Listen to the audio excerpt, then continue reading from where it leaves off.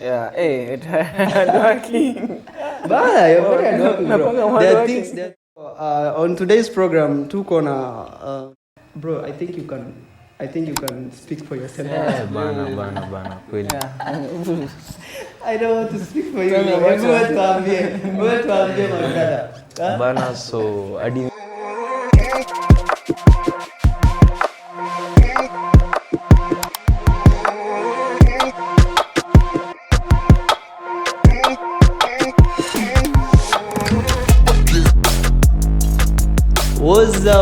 Woza watu wetu wa Isiolo, we promised you something and sisi ni watu wa kudeliver, kusema na kuhakikisha tunafanya.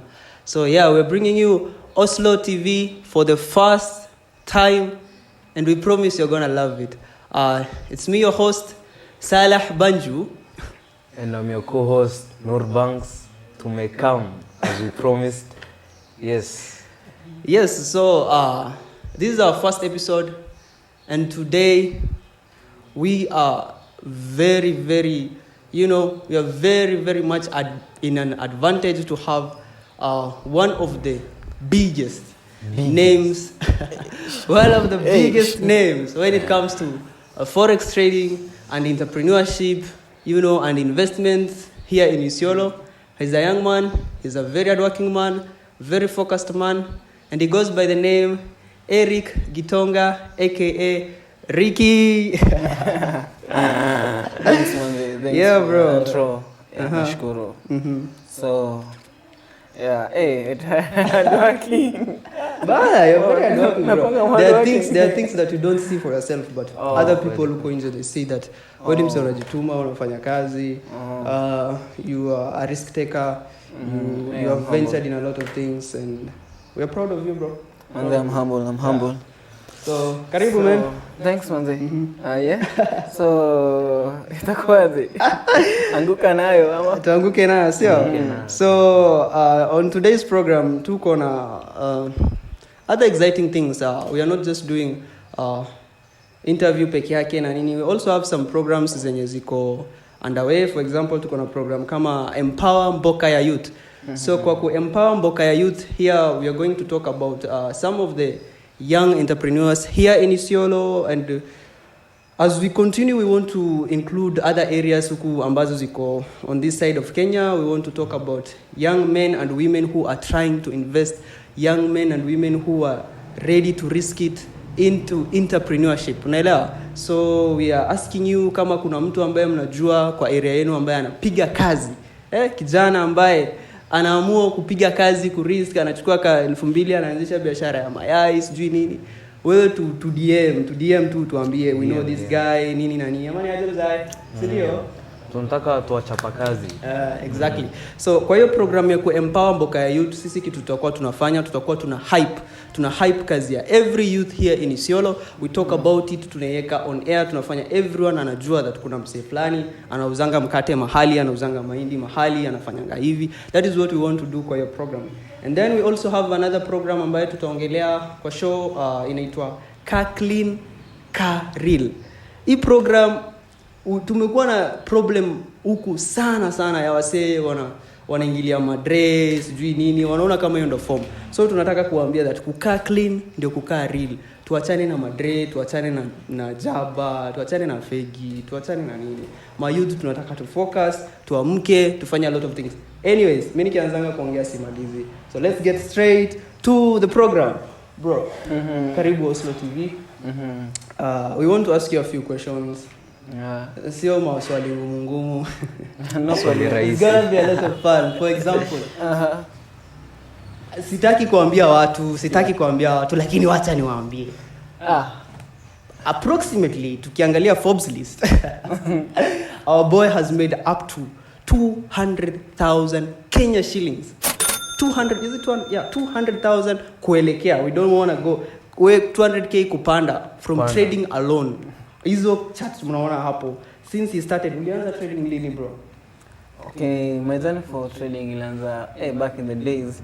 Nilianzanga trading in 2019. Okay. Yeah, then I knew nothing about trading, and then I was buying signals from Telegram groups, other people. Then from there, from buying signals, zikienda backfire, then I came a point in life whereby I said, I want to be a trader too, you know? Okay. Kwa sababu hawezi shinda kuwa una buy signals, hawa sa wana make it, like hawa wana provide hizi signals, ni watu kama mimi. So I can do it I myself too. Then I ended up studying now trading. So kwa audience wenye hawajui kubuy signal inamaanisha nini?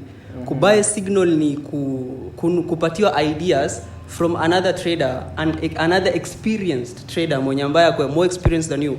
They sell you their ideas on the market. So you follow them and then they tell you buy this, sell that. That is what he means by buying signals. And then eventually he decides I want to learn how to do this thing for myself. Yeah. So from there now, bro, according to what I think, according to what I believe, according to how I know you, I can estimate that you've made pesa ngapi ndugu yangu? Over $250.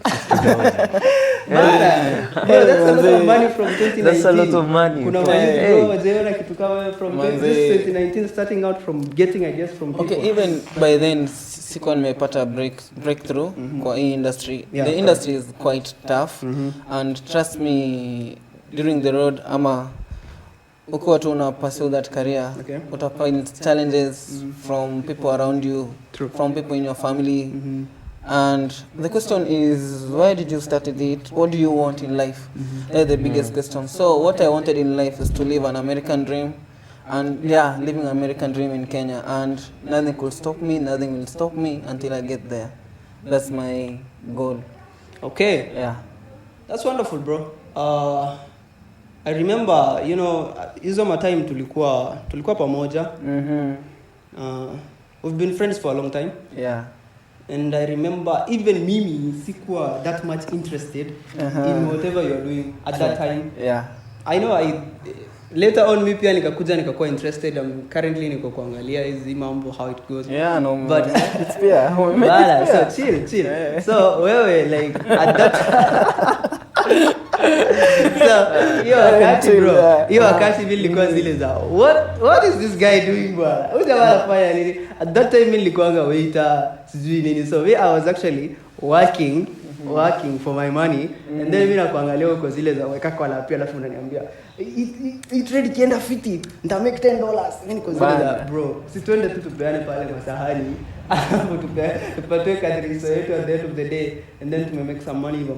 So I remember and I understand when you say that even family and all that hizo vitu zote yani wana hold back sometimes, wana discourage and all that. So how did you manage bro kupita through hizo discouragements and wase kukwambia like you can't make it ama you sangine you don't have money to invest ama invest uka lose your money? What made you push through, bro? Okay, what made me push through? That's the biggest question. And refreshing my face again, I would say I had this kind of nothing lethargy, like I have to live this American dream. And apart from that, pia, you know, we come in different background whereby you find situations easy out in the tricky. Yeah, hatuna kazi, like kupata job kwa gava, nime apply several times. Yeah, na kupata job ni tricky. So the only way unaweza stand up na ufike level kubuy, let's say plots na kujenga, you have to have something na kupata extra income. And the kind of job that we are having right now, it's a good job, but it's something to pay rent with and to eat, so it can't do the extra thing that we want. Na unaona kwa the biggest cake here, the government hakuna job. So I have to find a lane, and this lane is now trading. Yeah. I get you, bro. I understand what you're saying, and so many youths are going through that as we speak. So many youths have gone to school, they have finished their uni, and wanatoka shule, wanakuja wanaingia kwa hii rat race ya finding a job and all that. So again, I have my friend here, my co-host, his name is Nur Banks. My bro ako form 4 saizi, and ate anamaliza shule this year. He's a very great guy, by the way. He's a very young man, but akona mind yani he's very very sharp. He's very smart. Na yani he's trying to do at his age mimi kuna vitu yani when you are yani mimi wakati nilikuwa age yake sikuwa na reason that much, so that's why I like him, that's why we are friends. Age gap yangu na yake iko very big, but kiakili bro, this guy is very smart, unaelewa? So so he will be joining university inshallah akimaliza shule, but he also has that entrepreneurial mindset that he wants to pursue things, he wants to make money. Bro, I think you can speak for yourself. Bana kweli. I don't want to speak for you. Wewe tuambie madada. Bana, so hadi mimi bana, since 2019 I came across trading. 2019. That's approximate. That's close to the time to pia amejua about trading. Nili come across trading. Wait. 2019. How old were you? I don't know. I was like 12, 13 years. Oh my God. At 12, bro. Like, do you remember time ulikuwa na jitahidi yako? Your first mobile phone. Yeah, touch the world, right? Touch the world. That was in class 2014 or 2012. 2012. Wow, we were in class 2012, right? Yeah. Those were like the recent smartphones at that time. Yeah. Na zilikuwa very bad compared to what this guy had in 2019. So 2019 ndo alikuwa 12, but at that time you were like I think 16. That 2019 15 I guess. Hi. Yeah. No. Hey, I'm old man. No, umeanza kumshukishia jamaa miaka. 2014 you were around 16 bro. Yeah. But in 2019 I had an ID. In 2019 you had an ID. Yeah, I was a Kenyan citizen. So meaning I get you, but I think you ulikuwa around there 15 or 14, 15, 16. Back in 20. That is when at that time you only had a mobile phone, but you did not have the exposure ya kufikiria about business. Sisi tulikuwa tunacheza Angry Bird. Ndio sasa. This guy wakati anapatiwa simu 2012 anaenda online kutafuta how to invest or how to make money, and anakuwa interested in concepts kaizo. That's what he's telling us. Continue bro. So around that time 2019 like when I was introduced to the Forex markets by my brother, nika blow a lot of accounts, like nilikuwa na changa, like nilikuwa na save up pesa at 12. Ulikuwa unatoa pesa at 12 bro? Silikuwa naomba wazazi. Pesa ya kuweka kwa Forex.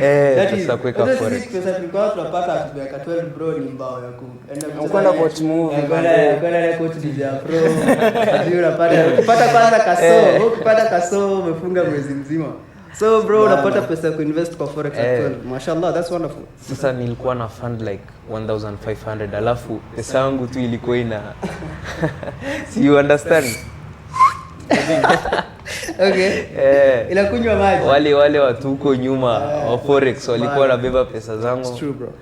So around like 2020 nikaanza kupata like some ideas of what really trading is. Sasa kutoka hapo like nikaanza kuunda strategy. Still have not made it, but with someone as Ricky, I can say like he's my mentor, like I can look up to him in this trading space. That's wonderful, bro. That's wonderful. So we're going to talk about kidogo. We'll be back to this conversation. We have to talk about one of our programs ambayo inaitwa EMPAWA MBOKA YA YOUT.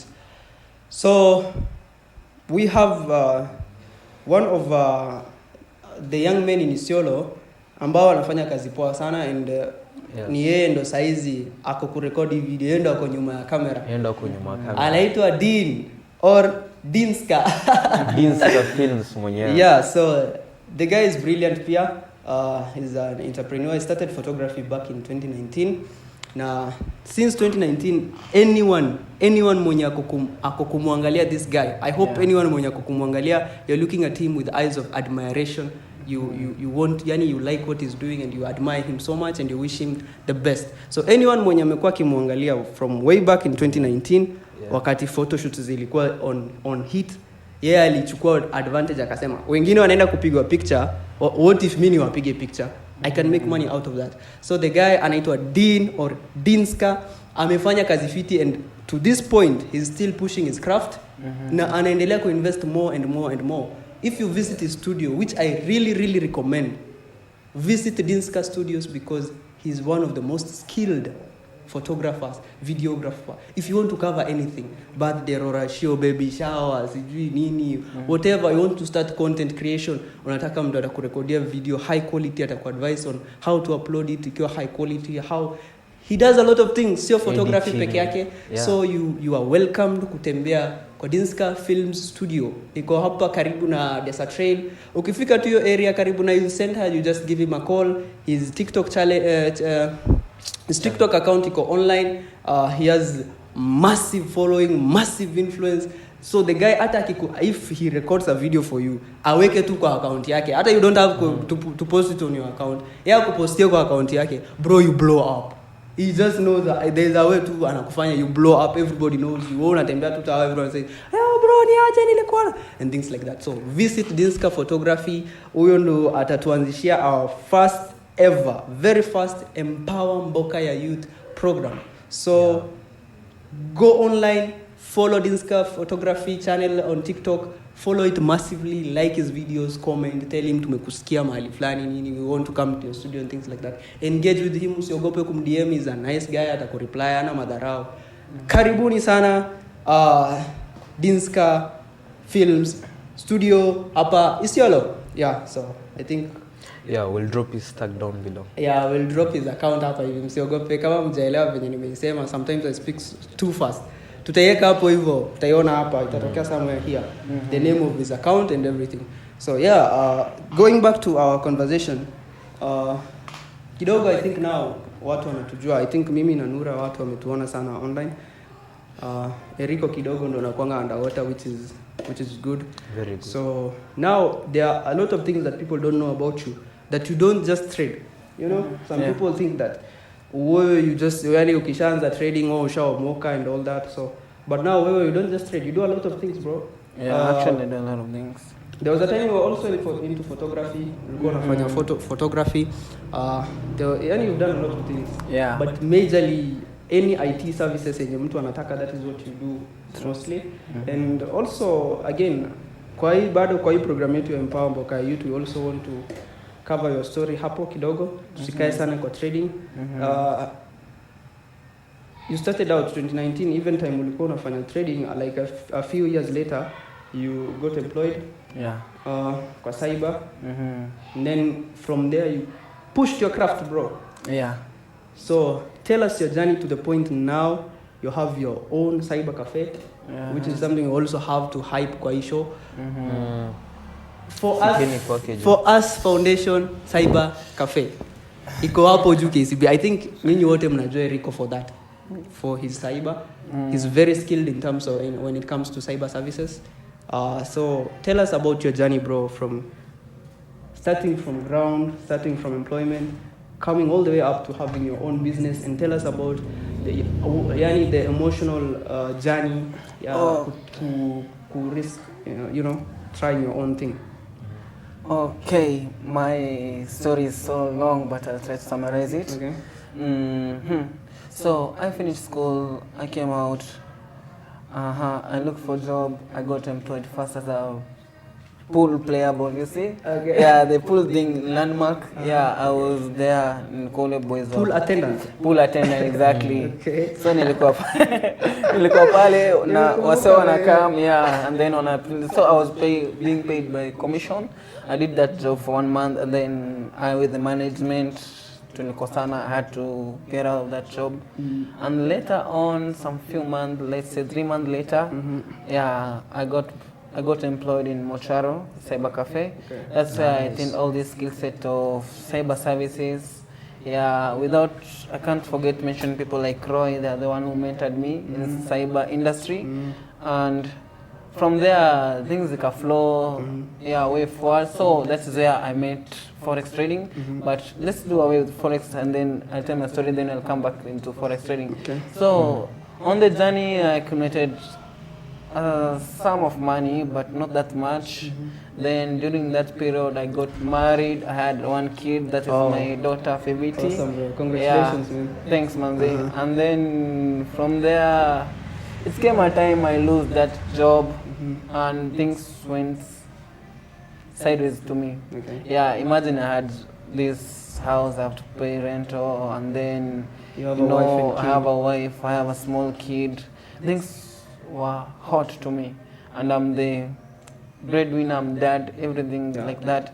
So I had a lot of pressure. Even, yeah, there was a time I found myself doing some drugs, and they'll say, "KAA clean, KAA real." KAA clean, KAA real. Yeah, so things went tough, but thanks to God, God is the one who knows our path. True. God is the one who knows everything. So I met this young man called Kabe. Yeah, he really agreed to host me in KCB at his cyber. So at least my clients could come visit me there. We make money. At least at the end of the day, we share with him. Yeah, and that really boosted me up.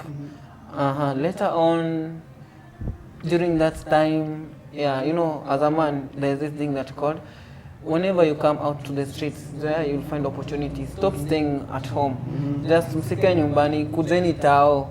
Just come. If you know somebody, just come. Utapata opportunity. So I had that. Nilifika level nataka nyumba yangu ya kufanyia kazi. Na literally sikupata then.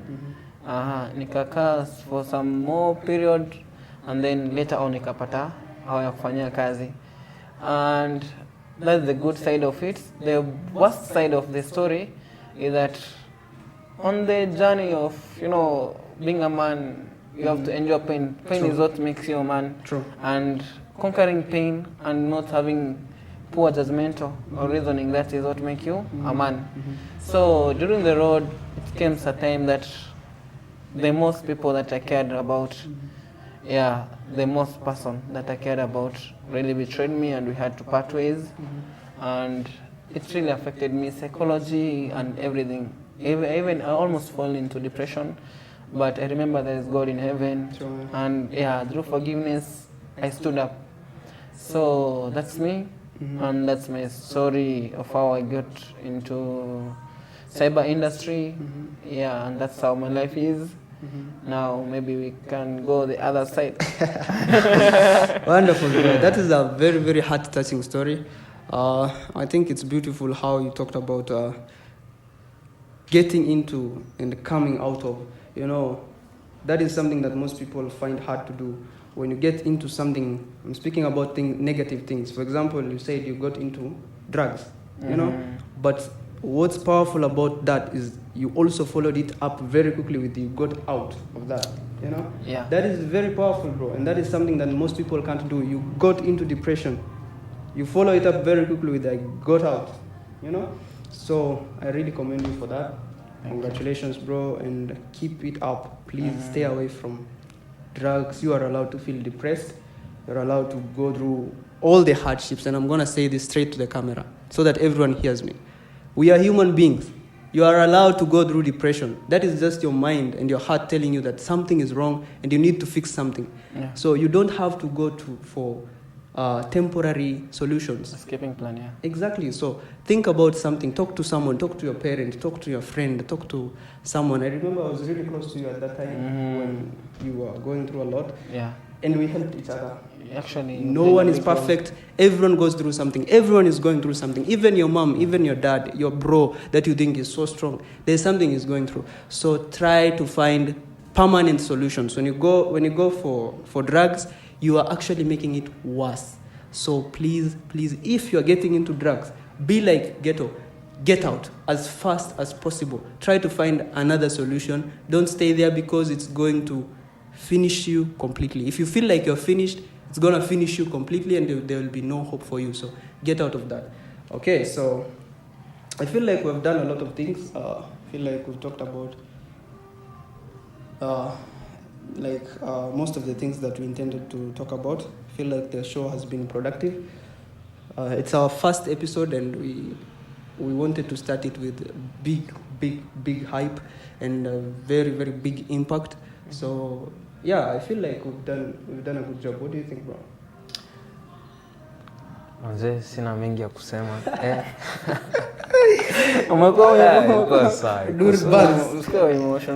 Yeah, like, you know, there are things you have to sit back and think about because, you know, I told you he's a young man. Yeah. So there are things that you said yenye ako zile za anakaa hivi ana imagine, bro. what do you do when you've lost your job and you have your wife and kid waiting for you? They're waiting for lunch, they're waiting for supper, they're waiting for rent, they're waiting for kulipa stima, they're waiting for kulipia Wi-Fi and all that. Your kid anataka maziwa. So he's like, how did you get out of that, bro? Exactly, that's what I was Okay, what I can tell young men there outside, like my young brother, kitu naweza kuambia, for real, I'm being real to you now. You see, you're a man, and your only weakness that you can have is falling in love.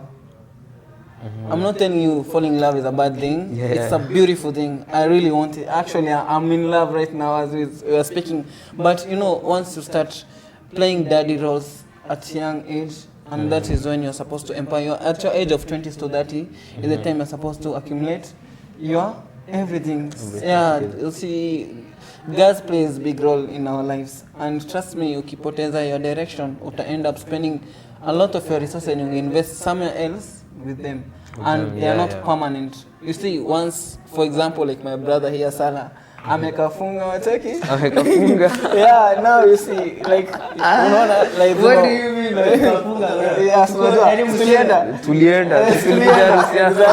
Wait. Kafunga in terms of wedding. Yeah. So, by the way, my role model. Yeah. Wait, let me. So yeah, for those of you that are watching, I am a married man. I'm officially married to Hadija Hassan, the most beautiful woman in the world, my wife, my love. Anyways, hatuko tuongelea story. Yeah, tutakuja nyumbani. I was just giving an example.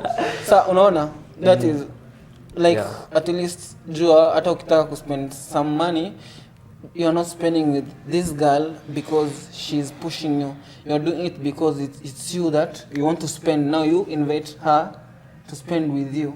You feel me? So with or without her, unge spend still. Say, don't let, like, you are the special person. And now you're talking to rise up for society. Yeah, ukiji acknowledge you're the special person to rise up. Yeah, no one will take you for granted. Hii advice ataelewa vizuri akipata ID. Akipata usiku hivyo. Bro, iko ni chobe. Lakini sawa still. Bado sijapata ID. Lakini ni mwaka tu. Ni mwaka. Then of this year you'll have it, bro. It's a nice feeling. Yeah.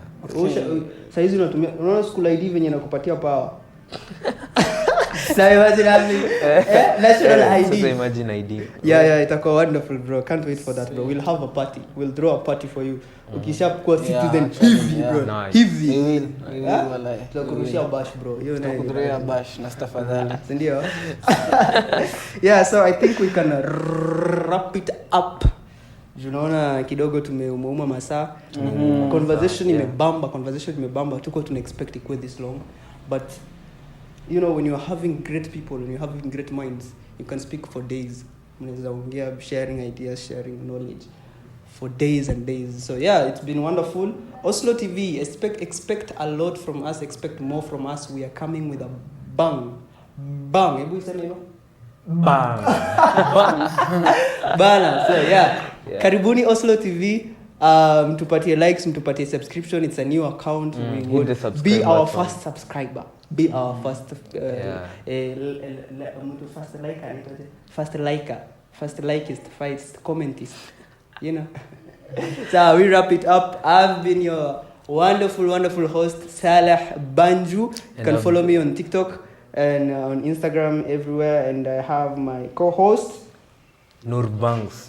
One final word: keep the vision alive. Keep the vision alive. And we've had an amazing guest who goes by the name Ricky. I'm Ricky. Who goes by the name Ricky. Yeah, I'm Ricky. Yeah. Ricky Derulo. Ricky Derulo. Yeah, I'm Ricky. I'm an artist though. Yeah, actually I'm an artist. Hata tujapata tena your music journey. It's okay. We're going to talk it next time. We will have next time. Episode. Tell us kwa comment section if you want more of Ricky's story, kusikia zaidi. He has mentioned about his marriage life, his divorce life, and his newfound love and all that. If you want to hear more about that story, feature some other time. If you want to hear more about his business life, his career life, mtuambie kwa comments ni wapi mwabamba zaidi. Personal life ni private, ni kudokeza tu, maybe my entrepreneur side not tunaweza but personal life watake private. So hiyo tumeweka basi, hiyo sasa tusha cancel out. So msijaribu kuuliza personal life yake. Tuendelee kama you want more of his Empower Mboka ya Youth, tumweke kwa program, tuongelee more of his business. If you want that, mtuambie what you want kwa comments, and then we'll do that for you guys because tunawapenda. All right, nice one.